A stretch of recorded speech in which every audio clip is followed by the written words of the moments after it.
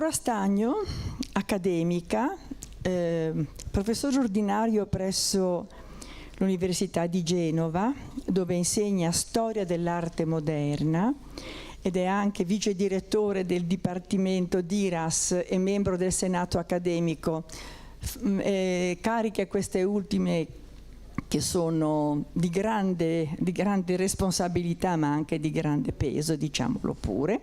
Ci parlerà questa sera di un tema davvero affascinante che riguarda Genova, la Liguria, ma non solo. Il titolo è Imago Alexandri, rappresentazioni di Alessandro Magno tra Medioevo e prima età moderna. È un fenomeno su cui lei ci parlerà in maniera assolutamente completa e interessante, che spiega quali applicazioni artistiche abbia avuto la figura di Alessandro Magno a partire dal Medioevo e nella prima età moderna, con anche partire da un testo, dalla diffusione del romanzo di Alessandro, che è un testo la cui traduzione in latino del X secolo ha avuto largo successo e credo a partire da quel momento una grande diffusione a più livelli. Grazie e a Laura. Grazie. Grazie mille per la presentazione, grazie davvero. Desidero presentarvi alcune immagini attinenti a questo tema, che è un tema complesso come vedrete, e che riguardano, grazie, la fortuna dell'immagine di Alessandro appunto tra Medioevo e prima età moderna, cioè sostanzialmente Cinquecento. Un tema che conosce delle varianti notevolissime, per cui noi troviamo iconografie assai differenti tra loro nelle varie epoche. Tutti sappiamo che Alessandro Magno è ovviamente una figura storica di enorme importanza, del IV secolo avanti Cristo, quindi ha una sua dimensione storica di spicco notevolissimo, ma proprio per questo in realtà la sua figura va precocemente incrostandosi di tutta una serie di elementi leggendari che poi soprattutto nell'epoca medievale sono quelli che interessano, e quindi le iconografie, le illustrazioni, le immagini di Alessandro che noi troviamo in svariati contesti medievali sono anche significativamente distanti dalla figura storica di Alessandro. Eccoci. Parto riallacciandomi a quello che ha detto la professoressa Rollandi, parto proprio da quelle che sono le fonti letterarie, per dire che la fortuna dell'immagine di Alessandro in Occidente è nel Medioevo in particolare legata a questo testo, il romanzo di Alessandro, detto dello pseudo Callistene perché in alcuni manoscritti era attribuito a Callistene, che come sapete è uno storico reale che seguiva Alessandro, ma non è ovviamente l'autore vero di questo racconto, per cui è rimasto, diciamo, il nome, ma con la qualificazione pseudo che ci fa capire che è un'etichetta, diciamo, di comodo, ma l'autore non è certamente lui. Il romanzo di Alessandro dello pseudo Callistene è un testo in lingua greca che nasce come silloge di una serie di racconti, di leggende nati autonomamente quando Alessandro era ancora vivo, cioè questo tipo di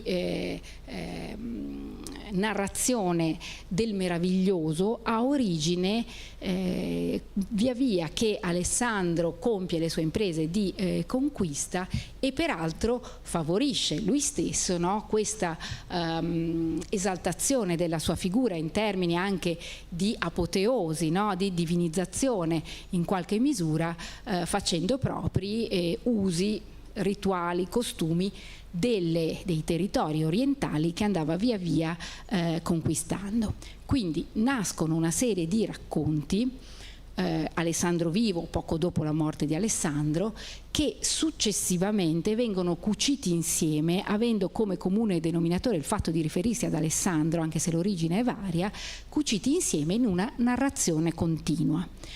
In che epoca sia accaduto ciò, cioè quando hanno messo insieme tutti questi racconti per creare questa biografia magica e meravigliosa di Alessandro, che poi tiene dentro anche fatti storici, riferimenti a battaglie reali, ma nel contempo vedremo che tipo di episodi ci propone. Dicevo, l'epoca in cui è stato cucito insieme, e quindi è nato il romanzo in quanto tale, non è certissima. Gli specialisti di questi temi sono, direi, nelle ultimi contributi propensi a ritenere che anche la manifattura, la confezione della storia unica sia subito dopo la morte di Alessandro, mentre in precedenza versioni alternative propugnavano un momento successivo di unione delle varie leggende. In ogni caso il romanzo di Alessandro, così creato, è contenuto in una serie di manoscritti che presentano versioni anche significativamente diverse tra loro, anche proprio con interpolazione di episodi che in alcuni manoscritti ci sono, in altri manoscritti vengono saltati e magari se ne inserisce uno nuovo che non c'era in una diversa versione. Hanno queste vicende diffusione nel mondo bizantino, a partire dal testo greco, evidentemente, con una notevole fortuna in Oriente, e qui vi comincio a presentare questo diadema del XI-XII secolo legato a manifattura della corte imperiale bizantina. È un oggetto legato a una delle iconografie più importanti di cui adesso diremo. Dicevo, si diffonde nell'ambito bizantino a partire dal testo in greco, in Occidente a partire da una traduzione latina di particolare fortuna nel X secolo. Era già stato tradotto nel IV secolo da Giulio Valerio, ma con un successo tutto sommato limitato. Nel X secolo invece Leone Arciprete per conto dei duchi di Napoli a Costantinopoli, nel X secolo siamo, a metà più o meno del secolo, e lì dopo aver svolto le proprie attività che erano di tipo diplomatico, essendo un erudito, si reca in una grande biblioteca dove reperisce il manoscritto, uno dei manoscritti con il romanzo di Alessandro. Ignora che sia già stato tradotto, come ripeto, la traduzione ha avuto successo molto limitato, e lo traduce in un latino che è poi stato impietosamente definito rozzo e zoppicante. Siamo anche nel X secolo, ma questi, diciamo, difetti formali non impediscono che la traduzione di Leone Arciprete abbia un successo enorme in Occidente. Ovviamente il latino è la lingua franca, poi dalla versione latina vengono tratti numerosissimi testi in volgare, proprio dall'Inghilterra alla Francia alla Russia si conoscono versioni in moltissime lingue diverse. La Francia fra tutti, in Italia naturalmente, ma ci sono versioni in serbo, in croato, veramente in moltissime lingue. La Francia conosce un numero particolarmente elevato di traduzioni in francese, diciamo scalate nei vari secoli, e questo fa sì che in un certo momento il testo del romanzo di Alessandro tradotto risulti il testo profano più copiato nelle sue varie versioni e apprezzato nei vari contesti, in particolare di corte ma non solo, in Europa. Quali sono i temi narrati in questo romanzo di Alessandro? In realtà sono molto numerosi, ma nelle arti figurative di cui noi qui ci occupiamo, sostanzialmente due sono i temi più rappresentati, e tra questi due uno conosce fortuna nelle arti anche monumentali, l'altro solo sostanzialmente, con una notevolissima eccezione di cui parleremo, nei manoscritti miniati. E i due temi sono il volo di Alessandro portato in cielo dai grifoni e la discesa di Alessandro negli abissi del mare.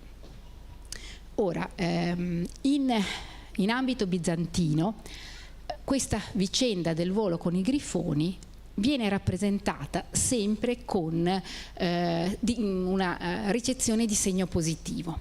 Alessandro è anche come dire, una sorta di proiezione celebrativa a cui si rifacevano per esempio gli imperatori. Noi troviamo questo tipo di rappresentazione. Vi devo raccontare o ricordare, perché magari già la conoscete, la vicenda.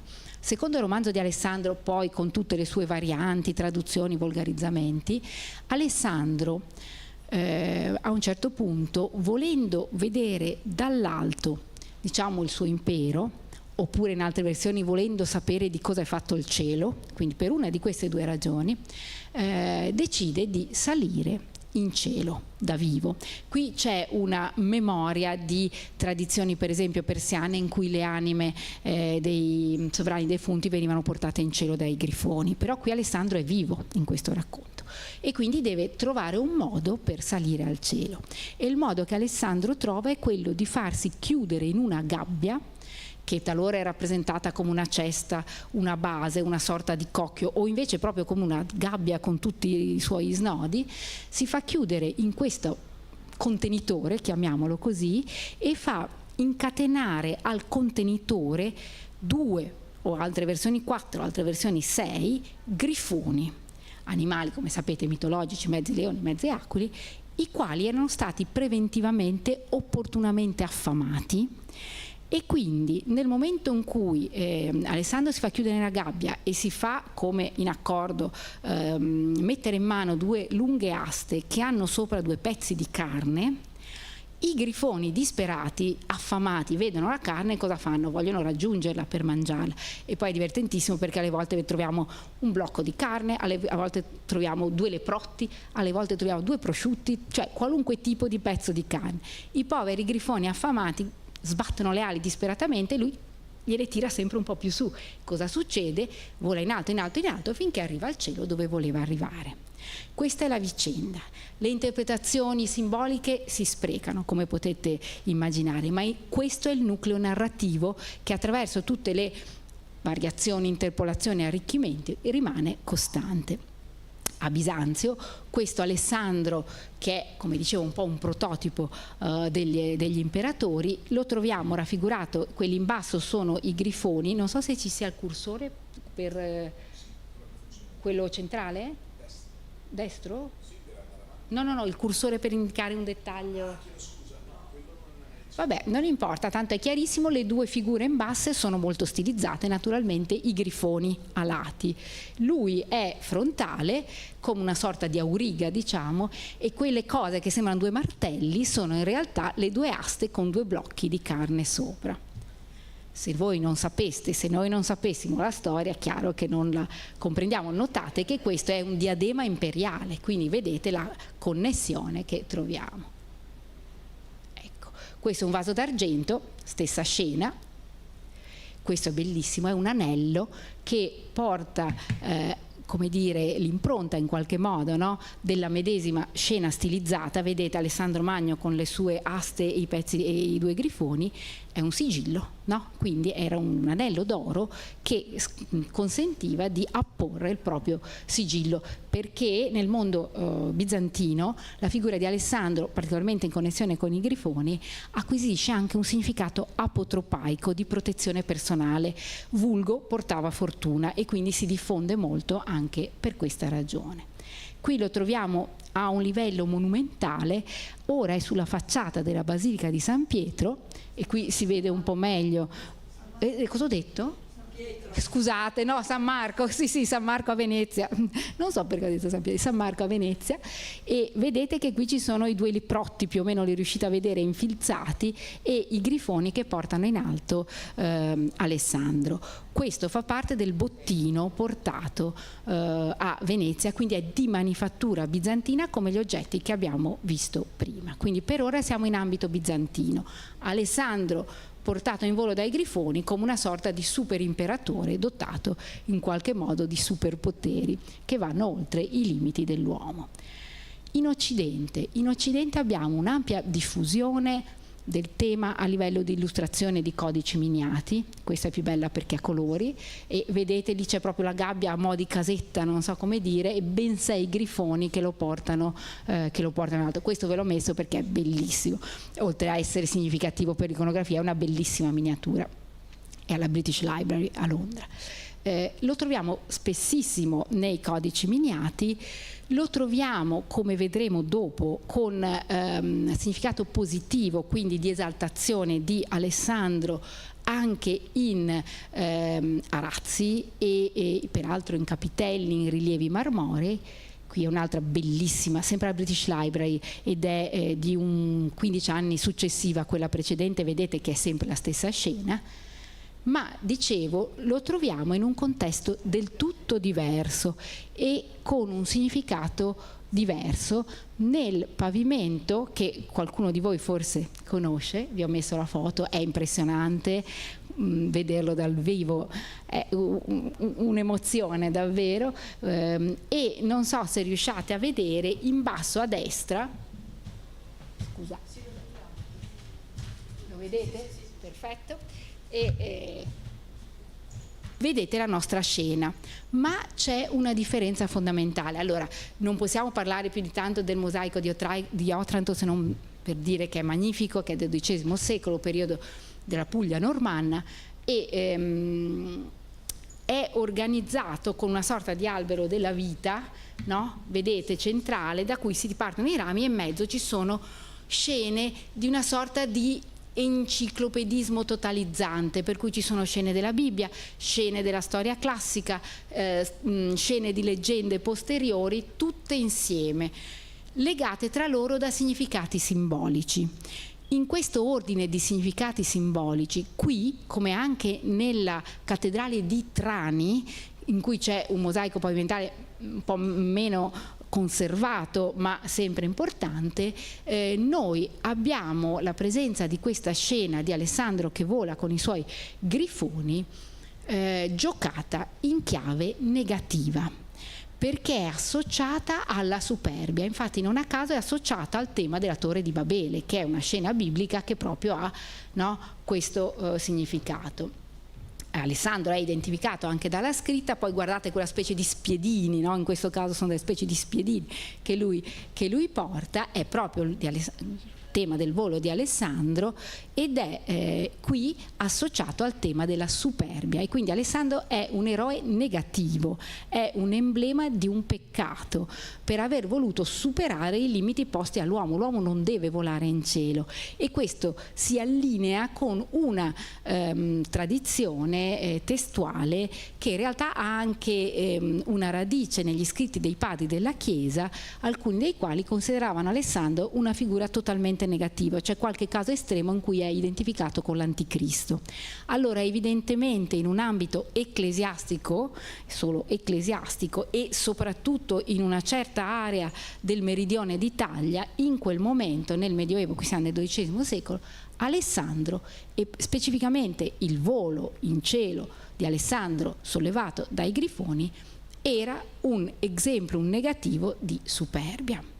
Questo non riguarda tutto l'Occidente, riguarda questa zona, questo periodo, una delle chiavi di lettura. In altri casi, invece, soprattutto in Francia, che come abbiamo accennato prima era una zona di massima diffusione, no, del testo del romanzo di Alessandro, invece tipicamente la figura di Alessandro viene recepita positivamente, diciamo come una sorta di cavaliere delle canzoni di gesta, quindi nobile, senza paura e quant'altro, e come sovrano capo militare assolutamente carico di gloria, che riesce a conquistare territori amplissimi. Quindi qui negativo, e invece in Francia, in Borgogna, in Francia, positivo. I due manufatti più importanti che abbiamo, che illustrino questo tema del volo di Alessandro, e poi altri temi, tra cui quello della discesa sugli abissi di cui vi dicevo, sono i 2 arazzi Doria Pamphili che noi abbiamo qui a Genova a Palazzo del Principe, che poi è la ragione per cui devo dire, ho cominciato a studiare queste tematiche, perché ero prima di diventare docente all'università ero conservatrice di Palazzo del Principe, e sono 2 manufatti del tutto eccezionali, quattrocenteschi bellissimi, considerati proprio in assoluto tra gli arazzi più importanti e più belli che ci rimangano del Quattrocento, insieme agli arazzi di Cesare che sono a Berna e a pochi altri esempi di questo livello. Vi faccio prima vedere questa foto storica perché come siano entrati questi 2 arazzi nella collezione Doria Pamphili nessuno lo sa, non ci sono documenti anteriori alla metà dell'Ottocento. La tradizione della famiglia proprietaria, estremamente suggestiva, è che Carlo V, che li avrebbe ereditati dal nonno, abbia portato al suo ammiraglio Andrea Doria, in una delle svariate occasioni in cui è stato ospite a Palazzo del Principe, i 2 arazzi in dono. È estremamente suggestiva, ma non c'è il minimo addentellato, diciamo, archivistico, non ci sono documenti che ce lo dicano e ce lo comprovino. È altrettanto possibile, se non purtroppo ancora un po' di più, che li abbiano invece acquistati a metà Ottocento i Doria Pamphili per quel gusto, diciamo, del Quattrocento anche nordico, che era molto innovativo in quel momento, ma che l'allora principe Filippo Andrea V Doria Pamphili effettivamente aveva. Non ci sono documenti né in un senso né nell'altro.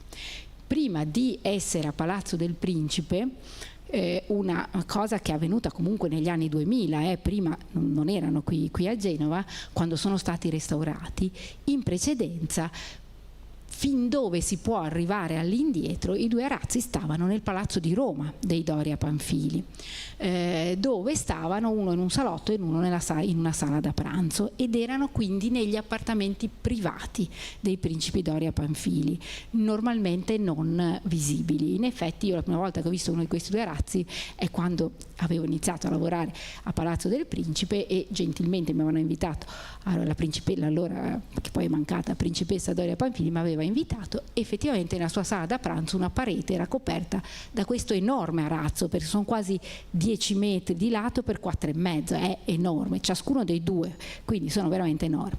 Questa è una foto storica di fine 8, inizio Novecento, di com'era l'arredo di una di queste 2 stanze che avevano questi arazzi. È particolarmente preziosa, intanto perché ci dà un'idea di com'era, ma poi perché lì Warburg, il celeberrimo iconografo, vide questi 2 arazzi, era a Roma per il convegno degli storici dell'arte del 1912. Avete presente gli eventi collaterali ai convegni? Il principe Doria Pamphili invita tutti i relatori a casa sua, quindi nel suo appartamento privato, non la grande galleria Doria Pamphili che tutti conoscevano, ma nelle sue stanze private, e Warburg rimane stupito di vedere, come scrive lui stesso, che alle pareti dei saloni di un grande palazzo barocco romano ci fosse come ornamento una coppia di arazzi nordici del Quattrocento, che erano apprezzatissimi, lo vediamo anche dal valore venale, detto brutalmente, che viene dato, no, nell'estimo dei beni del palazzo, apprezzatissimi perché significativi del Quattrocento, significativi per i costumi, ci sono delle descrizioni entusiaste, ma non sapevano più cosa rappresentassero.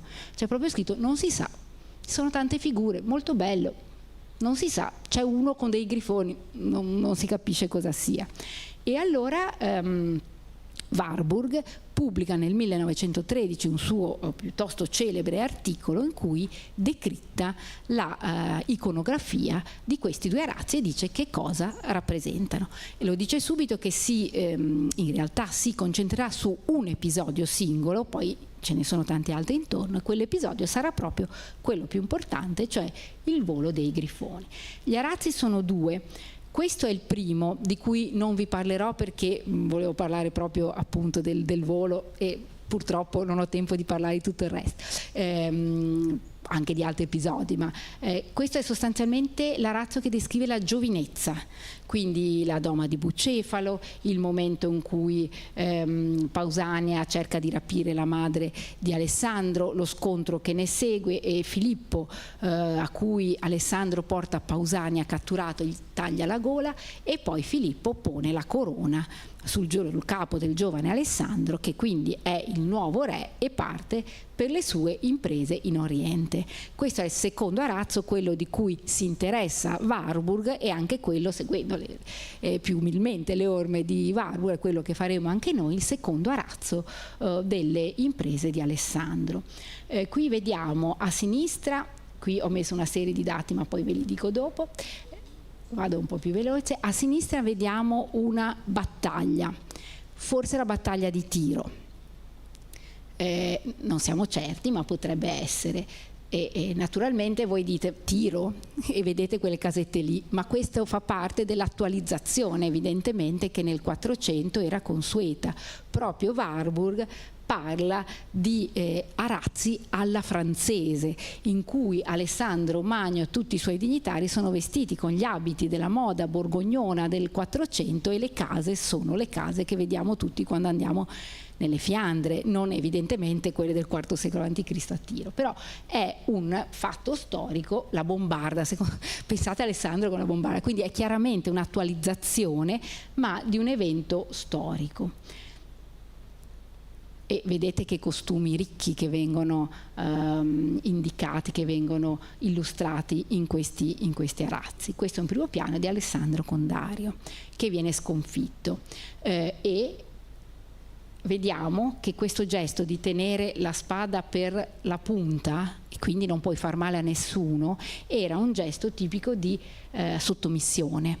Lo troviamo anche nelle miniature del Curcio Rufo della biblioteca universitaria qui a Genova, che è magnifico. Non so se qualcuno di voi ha mai avuto occasione di vederlo, è un codice molto grande con delle magnifiche miniature che è conservato qui da noi a Genova. La distruzione delle mura di Tiro fa da confine e poi c'è il nostro episodio dell'ascesa al cielo di Alessandro portato in alto dai grifoni, con appunto la carne a foggia di prosciutto, bisogna dirlo, con i grifoni che cercano di divorarla. Questi arazzi, e questo fa già parte della ricerca che Warburg propose nel 1913, questi arazzi sono di manifattura chiaramente borgognona. Siamo intorno al 1460 e il committente, diretto o indiretto, e questo poi vi spiego cosa intendo, è Filippo il Buono, il duca di Borgogna, quindi diciamo la committenza più elevata che potesse esserci. Dico diretto o indiretto perché Warburg reperì un documento da cui si evince che Pasquier Grenier, che era il massimo commerciante di arazzi a Tournai in quel momento, vende una camera, così si diceva, un set di 6 panni con storie di Alessandro a Filippo il Buono. E secondo Warburg questi due sono i due che rimangono di questa camera. Alcuni studiosi ancora sposano questa idea, altri propongono, diciamo, delle letture alternative, delle interpretazioni diverse, perché 6 pezzi di ognuno 10 metri quadrati sarebbe un set estremamente diciamo di dimensioni notevolissime, e poi anche per una serie di altri elementi, per esempio il fatto che certamente Grenier ha usato i cartoni per questo primo set di Filippo il Buono per tessere altre edizioni degli stessi arazzi. Quindi può essere la prima o può essere un'altra edizione, ma sempre legata a dei cartoni legati a Filippo il Buono, tenuto conto che ovviamente le personalizzavano. Cioè abbiamo notizia che il nipote di Grenier va per esempio da Francesco Sforza con i modelletti, perché uno poteva dire va bene, ne voglio 3, non so come dire, oppure due scene me le metti nello stesso arazzo, quindi c'erano delle variazioni ma basate sostanzialmente sugli stessi iconografie. Quindi che sia quella la serie di Filippo il Buono o un'altra serie è comunque legata in origine come elaborazione delle iconografie alla corte di Borgogna circa 1460. E quindi di conseguenza il testo più vicino nel tempo è quello di Jean Vauquelin, che era uno scrittore e traduttore, questa era proprio la definizione che troviamo, per Filippo il Buono, alla corte di Filippo il Buono. E una ventina d'anni prima aveva scritto una versione in francese, la storia del buon re Alessandro, che non era altro che una versione francese del romanzo di Alessandro, passando attraverso la traduzione latina e altre precedenti versioni francesi. Quello è, diciamo, la fonte principale, ma non unica, delle iconografie dei due arazzi. Vedete che la gabbia è una gabbia bellissima d'argento e pietre preziose, e così viene qua rappresentata. Ci sono le due aste con i prosciutti, i 4 grifoni che vogliono raccogliere. Un fatto importante è l'inserzione di un Dio Padre cristiano in cima, perché ovviamente non c'è nel romanzo di Alessandro in originale, ma anche a livello testuale talora c'è in ambito francese c'è l'esplicita indicazione che Dio accetta, accoglie, propizia questo volo di Alessandro. Perché? Perché sappiamo che c'era un'altra versione negativa, per cui evidentemente talora si sente la necessità di sottolineare che questo volo eccezionale avviene con l'assenso divino.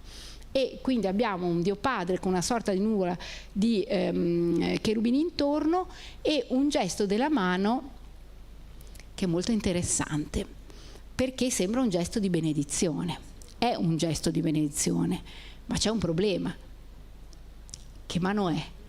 No, non si benedice con la sinistra, no? La sinistra è sinistra per l'appunto, come la destra è la mano giusta, e quindi non può essere un gesto di benedizione, perché davvero non è pensabile che si benedica con la sinistra. E questo è un particolare che era rimasto irrisolto finché uno studioso tedesco, Victor Schmidt, ha trovato una versione del testo di Jean Vauquelin con variazioni, interpolata, perché come dicevo è un testo veramente plastico, troviamo continuamente delle variazioni, in cui viene detta una cosa diversa, che Dio Padre alza la mano sinistra e con 2 dita salva Alessandro dalla rovina. Perché? Perché incautamente i grifoni l'avevano portato un po' troppo in alto, rischiava di fare la fine di Icaro, no? Rischiava che si bruciassero le penne, avevano iniziato a bruciarsi le penne dei grifoni finché il dito di Dio non proietta l'ombra e Alessandro si salva. Quindi l'ipotesi di Victor Schmidt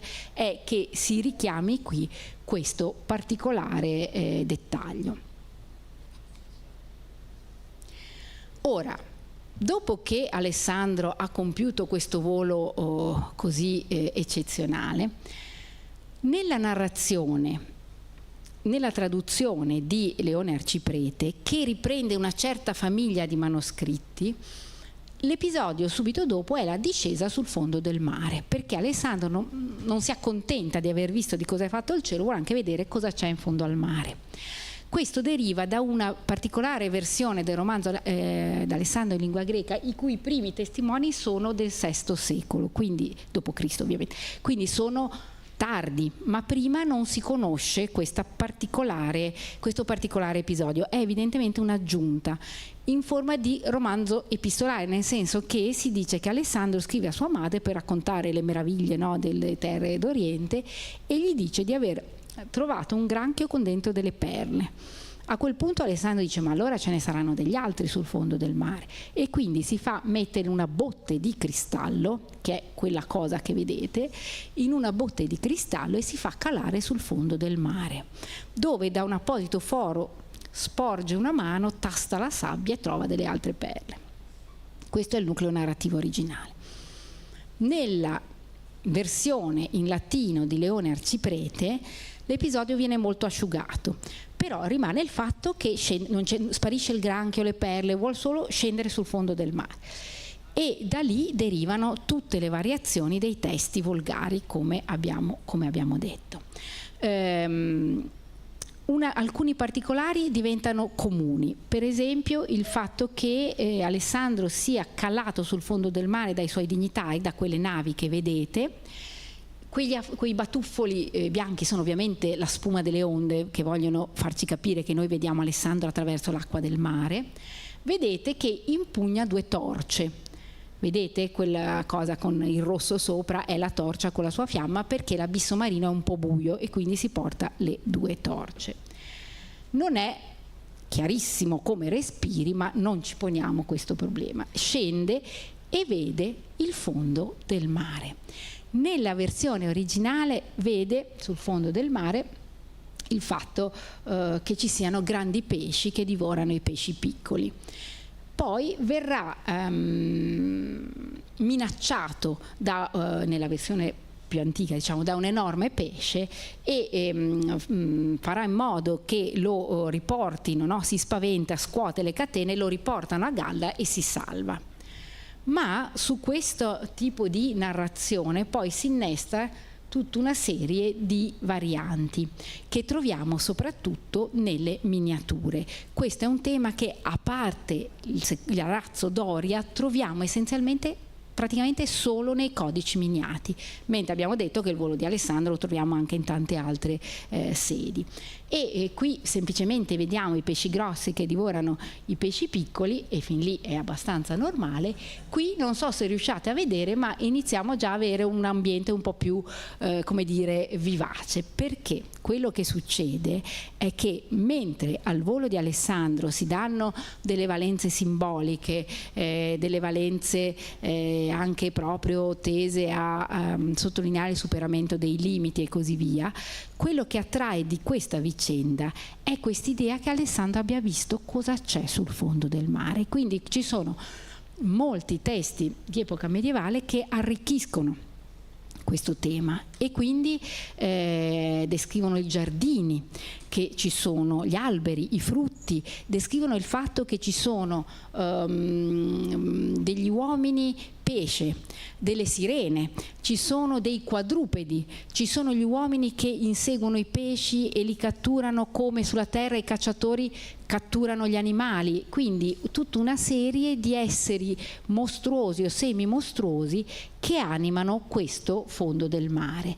Lo vedete qui sempre attraverso la trasparenza dell'acqua, intravedete la sagoma di una sirena sulla destra, questi che danno la caccia agli uomini che abitano il fondo del mare, che danno la caccia ai pesci come noi diamo la caccia, non so, ai cervi e così via. Proprio si sbizzarrisce la fantasia nei testi e nelle miniature su questa tematica. Poi c'è in una serie di testi, originariamente in area tedesca soprattutto, una ulteriore variante, come dicevo, un testo plastico, quindi ci sono veramente tante versioni diverse, secondo cui Alessandro nella sua botte di cristallo non ci va da solo, ma si porta degli animali. Perché si porta questi animali? Per le più varie ragioni. Si porta un gallo perché gli fa da orologio, perché comunque il gallo, no, fa chicchirichi e lui non perde il conto dei giorni.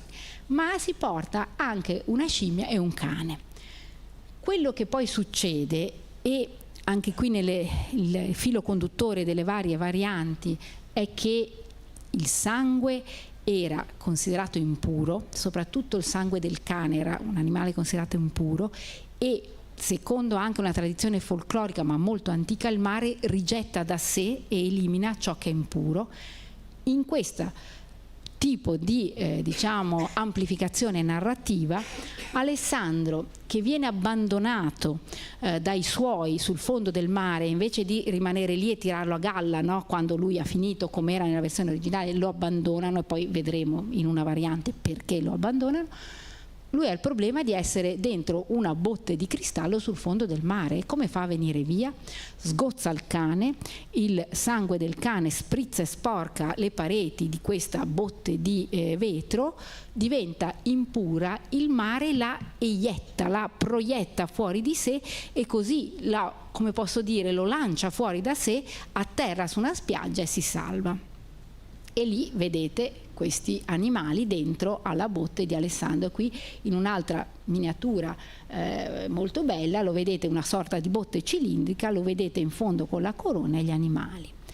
E qui vedete peraltro una fanciulla che tiene la catena, e lo vedete qui e lo vedete qui. Cosa succede? Succede che, e questo lo trovo veramente tragico da un lato e divertente dall'altro, la storia di Alessandro viene ricompresa in una di quelle testi enciclopedici in cui c'era di tutto, la cronaca del mondo di Heinkel, in cui si narra tutta la storia con un'aggiunta. Alessandro viene abbandonato, ma non dai suoi dignitari, viene abbandonato dalla sua amata. Lui aveva deciso di fare tutto ciò, di farsi accompagnare dalla sua favorita, poiché le donne sono tutte traditrici, perché è proprio utilizzato in questo senso, è uno dei topoi della predicazione medievale, delle donne non ci si può fidare mai. La sua amata e favorita, che gli ha detto sì sì, vai giù tranquillo che poi ti tiro su, abbandona la catena perché nel frattempo è passato un altro gentiluomo in barchetta e lei decide di andare con quell'altro, molla Alessandro con la catena, fa cadere tutto e se ne va. Da lì ci si riconnette alla costruzione narrativa precedente, lui al cane eccetera eccetera, sgozza il cane, sangue, lo eietta e si salva. Però vedete quante variazioni testuali e figurative abbiamo per questa vicenda. Questa è una, devo dire, delle più divertenti. Se torniamo ai nostri arazzi possiamo vedere che, scusate, vado al totale, molto indietro, ma ci possiamo arrivare. Se guardiamo l'insieme dell'arazzo, abbiamo conquista di Tiro, volo con i grifoni, discesa sul fondo del mare, non abbiamo la descrizione di tutte queste bizzarrie, no, che abbiamo detto, perché qui il committente, o diretto o indiretto, era Filippo il Buono, e a Filippo interessava l'identificazione con Alessandro, tant'è che si faceva chiamare dai letterati di corte il nuovo Alessandro, in quanto sovrano, coraggioso, conquistatore, che conquista territori d'Oriente, perché Filippo il Buono era interessato, anzi a un certo punto cerca di proporre una nuova crociata. Quindi non interessava la sirena e tutte le bizzarrie di questo tipo, interessava il coraggio di Alessandro, il superamento dei limiti in cielo e sul fondo del mare. Per cui sulla destra non ci sono gli alberi e le cose diciamo bizzarre che abbiamo visto, ma invece a conclusione della vicenda c'è la presentazione di Alessandro come nuovo Ercole, cioè colui che porta la civiltà nei territori lontani sterminando i mostri.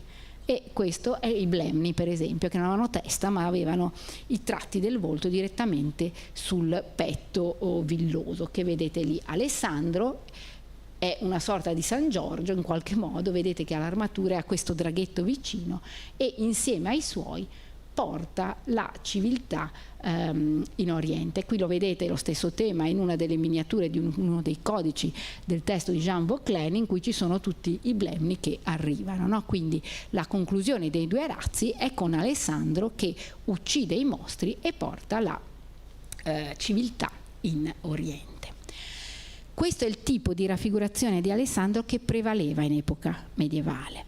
Ma poi c'è uno scarto importante che ha origine soprattutto nei circoli di umanisti, prima italiani, poi europei, in cui si dice che queste però sono tutte sciocchezze, che palesemente non è vero, non è possibile, non è credibile. Sono fole, sono favole adatte alle vecchiette. Questa frase viene dall'introduzione di Vasco de Lucena, che era di origine portoghese ma era un letterato alla corte borgognona, nell'introduzione della sua storia di Alessandro, in cui dice esplicitamente: io non mi metto mica a raccontarvi queste cose, queste favole che vola, che fa, che...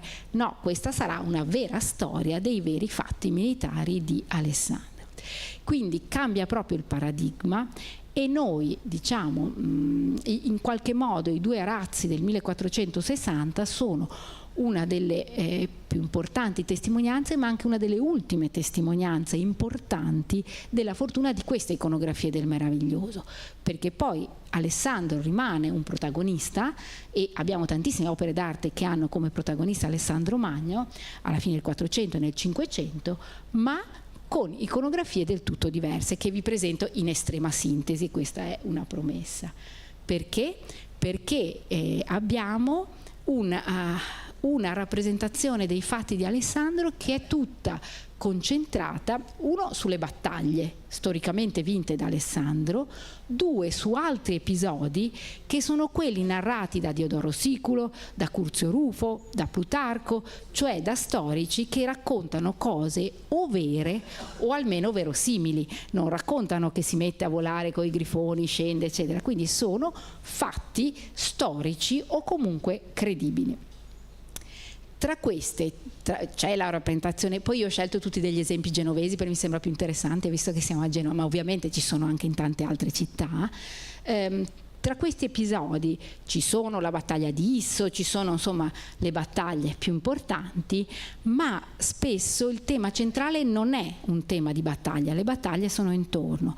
I temi centrali sono quei temi in cui particolarmente emerge la virtù di Alessandro, perché come dice per esempio appunto Diodoro Siculo, vincere le battaglie è questione di virtù militare, ma anche molto, molto di fortuna. Dimostrare clemenza, magnanimità, prudenza e saviezza dopo che hai vinto, quello è veramente un'espressione di virtù.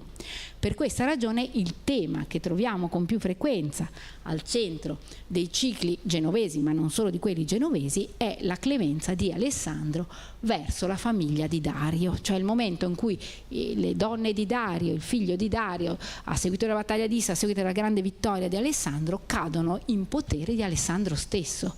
E quindi, in base alle consuetudini, Alessandro può fare di loro ciò che vuole. E Alessandro impone il rispetto delle donne di Dario, inclusa la bellissima moglie di Dario, e ordina che siano trattate secondo il rango che loro compete. E questo è il tema, diciamo, più diffuso e principale.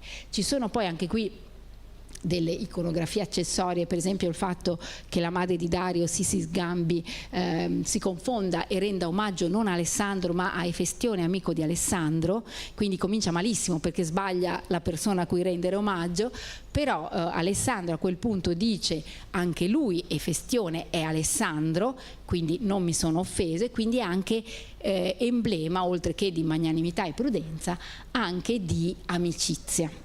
E tenete conto che spesso è associata per queste ragioni il tema di Alessandro che risparmia le donne di Dario alla continenza di Scipione, che con altre caratteristiche ha però come filo conduttore un trattamento nobile, generoso e magnanimo di una giovane donna che viene risparmiata, rimandata al fidanzato, eccetera.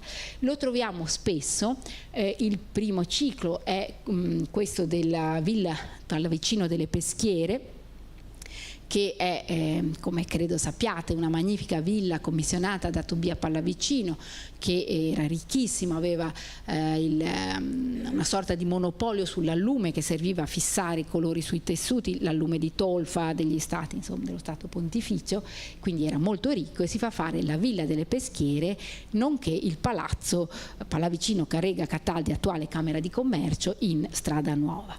E nella villa, che ha tutti i temi dell'antico, sia del mito, della storia di Ulisse e quant'altro, troviamo la prima sala ad essere affrescata proprio con la famiglia di Dario di fronte ad Alessandro. Siamo nel pieno 500 e il tema viene poi riproposto anche su committenza del fratello di Tobia, che è Agostino Pallavicino. Quindi Tobia lo fa illustrare da Gian Battista Castello il Bergamasco nella villa delle Peschiere, il fratello Agostino Pallavicino lo fa invece rappresentare dai Semino nel suo palazzo di Strada Nuova, il palazzo di Agostino Pallavicino all'inizio della strada sul lato a monte. E vedete al centro di nuovo la scena dell'omaggio delle donne di Dario ad Alessandro, che appunto con magnanimità le risparmia e ordina di trattarlo in modo congruo. Questo è il momento nello specifico in cui il figlioletto di Dario corre verso Alessandro, che lo prende in collo e invece di vituperarlo ne loda il coraggio, il fatto che non sia timido, il fatto che parli e così via, e dice anche che era meglio del padre Dario, ma comunque lo tratta benissimo e non lo fa uccidere come era sua facoltà. Tutti intorno, spero che si veda, sì, ci sono sia battaglie come la battaglia di Isso, e quindi battaglie celebri della storia militare di Alessandro, sia il taglio del nodo gordiano, cioè quell'episodio in cui risolve questo enigma del nodo da sciogliere tagliandolo con la spada, e come riferisce anche Plutarco, questo era il segno, no, del potere dell'imperio sul mondo a venire, e poi un improvviso salto in una dimensione meravigliosa che è veramente insolito, perché finora quello che abbiamo visto, cioè da un lato la clemenza di Alessandro, dall'altro le battaglie, c'è a Genova, c'è nella villa di Agostino Chigi, c'è che è uno dei modelli per esempio per la villa del Pallavicino delle Peschiere, c'è da moltissime parti, è lo standard dei cicli rinascimentali su Alessandro. Il basilisco no, il basilisco non deriva da questi nobili storici, Diodoro, Curzio Rufo, Plutarco. Il basilisco ha tutta un'altra origine, il basilisco ci riporta a quel tipo di testi del meraviglioso che abbiamo visto prima e che in genere hanno tutti scartati, no? In questo periodo. Quindi cosa ci fa il basilisco, in altre parole? Intanto l'associazione del basilisco con Alessandro deriva dal Secretum Secretorum, che è un testo di derivazione orientale di ambito bizantino, che mette insieme poi cose di fonti diverse. Sostanzialmente ci racconta che il maestro di Alessandro, che è ovviamente niente meno che Aristotele, gli spiega come comportarsi quando per disgrazia incontri un basilisco. Come sapete, il basilisco era un essere mostruoso, mezzo serpente, mezzo gallo, che uccideva con lo sguardo. È un testo che a un certo punto era attribuito a Aristotele, ovviamente in maniera completamente non credibile, il cui contenuto a un certo punto incontra quello dei volgarizzamenti del romanzo di Alessandro. Quindi esiste tutta una serie di volgarizzamenti del romanzo di Alessandro che include questo episodio in cui Aristotele spiega a Alessandro come vincere il basilisco, e poi Alessandro mette in pratica queste istruzioni, perché il suo esercito incontra un basilisco sulle mura di una città e i suoi soldati cadono morti. Non si capisce inizialmente perché non lo vedono, poi lo scorgono, lui capisce che è un basilisco e fa quel che gli aveva detto Aristotele, fa rivestire il suo grande scudo di specchio, diventa una superficie specchiante, quindi un metallo lucidissimo che fa da specchio, e avanza dietro, no, lo scudo specchiante, e lo sguardo del basilisco viene riflesso e ammazza il basilisco stesso, perché è velenosissimo, e quindi in questo modo il basilisco viene ucciso e Alessandro, l'esercito di Alessandro, può completare le sue conquiste. La domanda è, posto che quindi era entrato, no, in quel tipo di testi, come mai improvvisamente qui abbiamo un episodio di quella tipologia di scene che erano ritenute poco credibili e non degne di essere rappresentate nel Cinquecento? In linea di massima non si trovano più, abbiamo detto. Io, posto che purtroppo non abbiamo nessun testo che ce lo dica con certezza, io penso che sia anche perché a Genova il basilisco aveva particolare importanza e tradizione, che forse conoscete, no? Tutta la tradizione del pozzo vicino a San Siro, dove abitava il basilisco che San Siro scaccia, è per esempio l'episodio rappresentato nel catino absidale degli affreschi di Carlone nella chiesa di San Siro, ma anche in tante varie pale d'altare. A Genova il culto di San Siro era comunque importante ed era legato a questo momento. C'è ancora la lapide nel posto dove c'era il pozzo e da cui è stato scacciato secondo la tradizione ovviamente da San Siro il basilisco, lì vicino alla chiesa di San Siro. Quindi penso che forse ci fosse un interesse specifico per questa questione del basilisco, che potrebbe spiegare, aiutare a spiegare come mai abbiamo questo intruso, diciamo, questa tipologia di iconografia in un ciclo che per il resto è invece tutto allineato con quelle che ho fatto il primo piano del basilisco, allineato con quelle che sono le caratteristiche più importanti dei cicli cinquecenteschi. Altro ciclo, Palazzo di Giulio Spinola, sempre in Strada Nuova, dove c'è la Deutsche Bank, per capirci, e Bernardo Castello nell'antisala rappresenta il consueto tema della famiglia di Dario, graziata da Alessandro. Qui abbiamo una questione veramente interessante, di cui vi faccio brevemente cenno, cioè il fatto che, poiché Bernardo Castello era un pittore letterato che aveva stretti rapporti con uomini di lettere di grande prestigio, tenete conto che è quello che dà i disegni per le incisioni della prima edizione della Gerusalemme di Torquato Tasso illustrata. In virtù di tutti questi legami che ha col mondo letterario, Bernardo Castello ha un fitto scambio epistolare con Gabriello Chiabrera.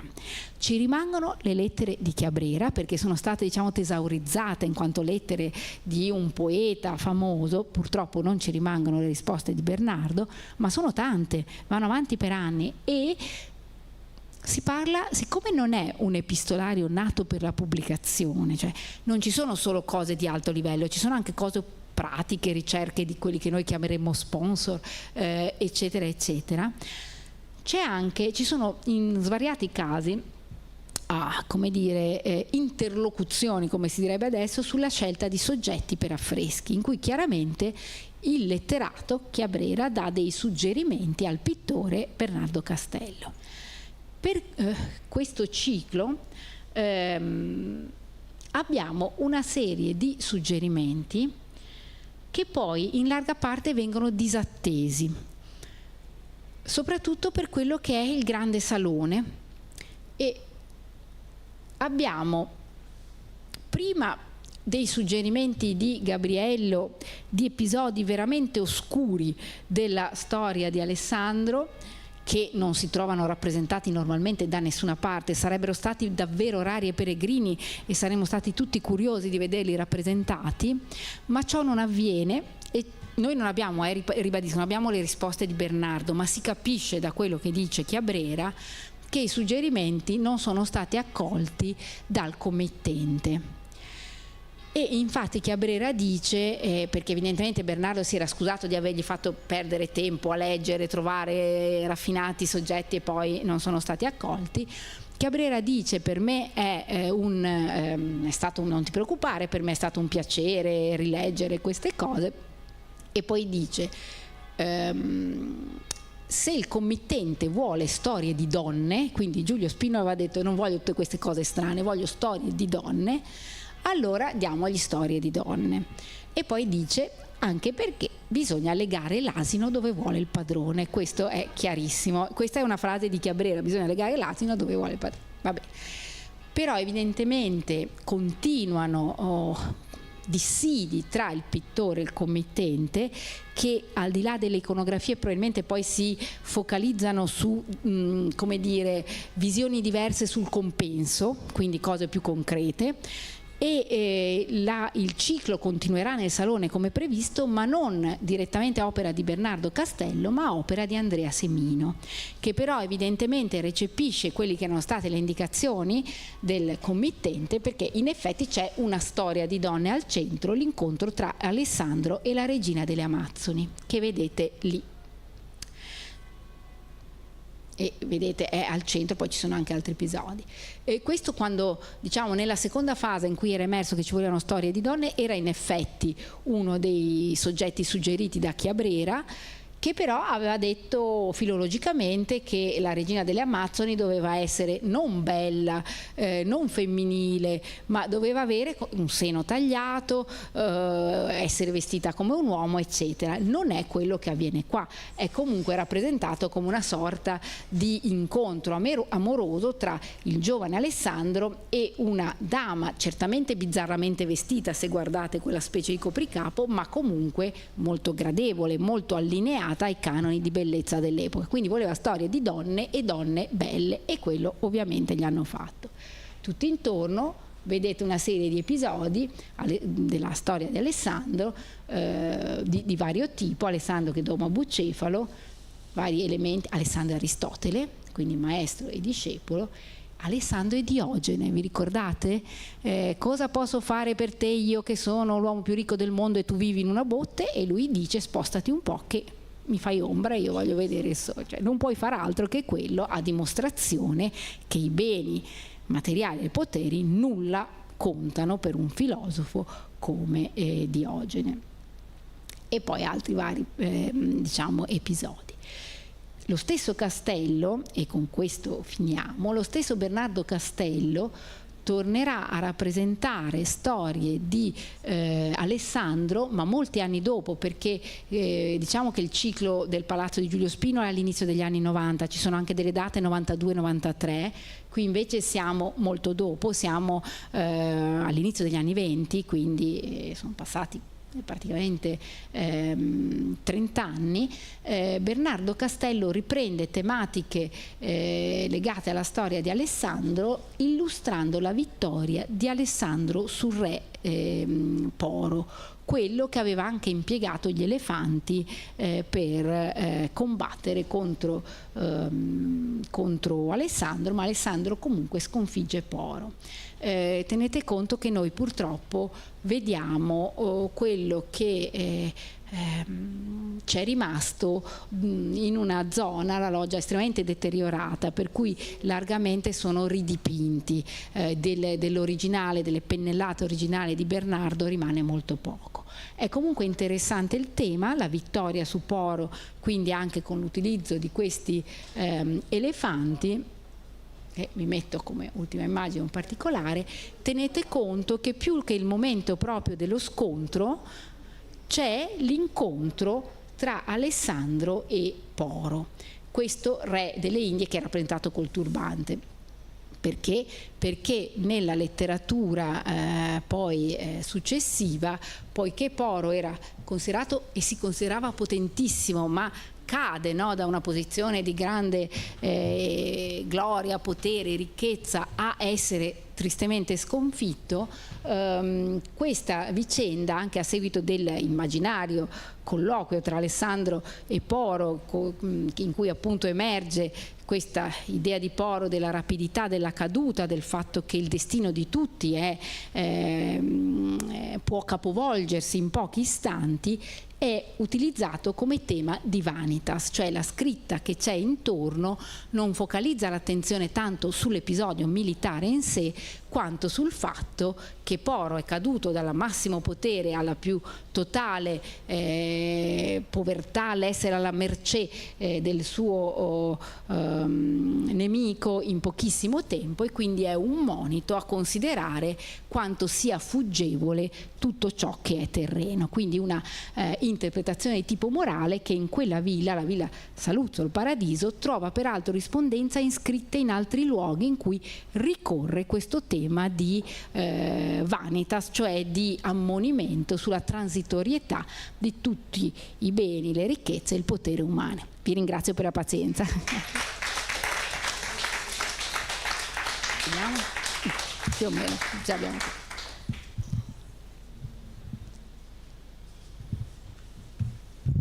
Ringrazio Laura Stagno per questa bellissima conferenza su temi di grande importanza e grande suggestione.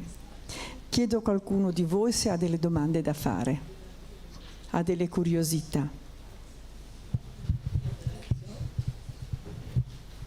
Scusi, io questa magnanimità di Alessandro non la... sarà stato magnanimo con la famiglia di Dario, però quando ha fatto crocifiggere 2000 abitanti sulle coste di Tiro, io ho letto il libro di Quinto Curzio Rufo e non sono riuscita a finirlo perché mi veniva angoscia. Scusi, certamente, tenete conto la parte latina e la traduzione italiana. Certo, ma tenete conto che questa, come dire, tutte queste, come vedete a partire dalle ricezioni medievali, non sono rappresentazioni oggettive. È chiaro che volutamente, poiché considerano qui Alessandro un exemplum positivo, volutamente prendono gli episodi che si possono prestare a illustrare ciò. C'è comunque una valenza ampia, emblematica, che si può anche discostare significativamente dalla realtà della cronaca storica, tanto in epoca medievale, dove è ancora più clamoroso, perché insomma che Alessandro sia andato in cielo coi grifoni si fa fatica a crederlo, ma anche in questo caso è chiaramente una idealizzazione che serve a fare di Alessandro un emblema di certe virtù che gli sono attribuite, direi molto a prescindere dal fatto che le possedesse storicamente o meno.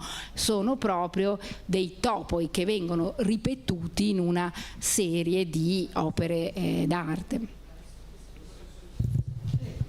Esistono rappresentazioni della morte di Alessandro, che come noto è abbastanza misteriosa, si è parlato anche di possibile avvelenamento, con relative ipotesi, suggestioni sulla sua effettiva esistono, causa. non a Genova, per quanto io sappia a Genova no, esistono altrove, esistono largamente, più che altro esistono soprattutto per esempio nei manoscritti, ma anche lì non è che le possiamo considerare, diciamo, elementi utili a capire come sia morto davvero Alessandro, perché noi ci muoviamo in un ambito che è di appunto ricezione di tradizioni, quindi non necessariamente illuminanti sulle modalità reali della morte di Alessandro.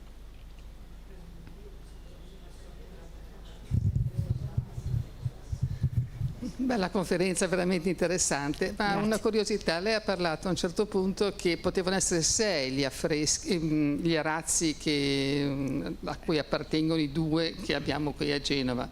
È un'ipotesi? Ci sono delle... È solo un'ipotesi, perché è l'ipotesi avanzata da Aby Warburg nel 1913, perché c'è il documento di vendita da Pasquier-Grenier al duca di questa camera con storie di Alessandro nel 1459. Questi arazzi, per caratteristiche intrinseche stilistiche di materiali, sono databili a quel momento storico, 1459-60, inizio anni 60, e sono stati fatti a Tournai per caratteri, diciamo, stilistici. Quindi il luogo e la data sono possibili e coerenti e compatibili, ma che siano veramente di quella serie lì non è affatto detto, anche perché, come dicevo, quegli stessi arazzieri, i Grenier, certamente dai medesimi modelletti, diciamo, trassero altre serie di Alessandro che però non possiamo comparare perché sono perdute, però sappiamo che c'era. Quindi non c'è traccia di altri arazzi dello stesso periodo? Di questo tipo, questo ambito e questa data sono rimasti questi due. Per il resto abbiamo notizie, c'era anche una serie, eccetera, ma non abbiamo gli arazzi, quindi di fatto è una questione complessa. L'ipotesi di Warburg era quella, appunto, ma le ipotesi poi successive sono anche diverse. Grazie.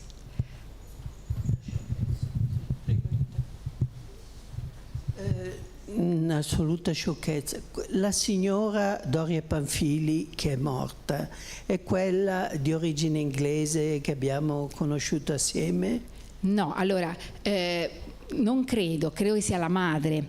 Orietta Doria Pamphili, sì, aveva sposato Frank Pogson, che è in inglese, era effettivamente inglese, e poi è lei che effettivamente aveva ancora nelle sale private questi 2 arazzi. La generazione successiva, quando poi lei è mancata negli anni 2000, ha deciso di farli restaurare presso un laboratorio specializzato a Mechelen, dove un tempo facevano arazzi e adesso restaurano arazzi perché sono enormi, quindi ci volevano anche E a quel punto, quando poi sono stati restaurati, invece di riportarli nelle sale private di Roma, hanno deciso di portarli a Genova, dove sono inseriti nel percorso museale. Sì, quindi adesso chi è il proprietario del palazzo? I proprietari sono sempre i principi Doria Pamphili, sì, del palazzo, che hanno poi deciso di affidare in gestione a un trust. Sì, quindi... noi forse non te lo ricordi, avevamo visti assieme quando erano tornati dal restauro. Esatto. Ma ormai i temporibus. Guarda, sì, perché lasciamo andare, come si dice. non contiamo gli anni, ma diciamo inizio anni 2000, ecco, questo è successo nel primo decennio degli anni 2000. Esatto.